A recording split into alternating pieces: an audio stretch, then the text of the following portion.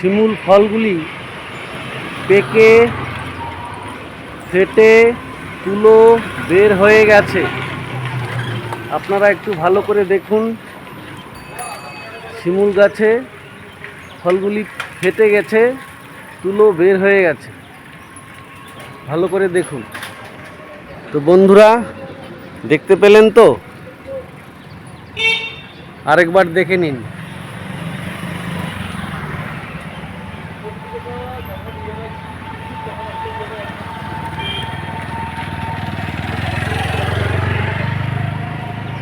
দেখুন ভালো করে, তুলো কাছে দেখা যাচ্ছে, ফলগুলি ফেটে তুলো বের হয়ে গেছে এই শিমুল গাছটিতে। তো বন্ধুরা, দেখতে পেলেন?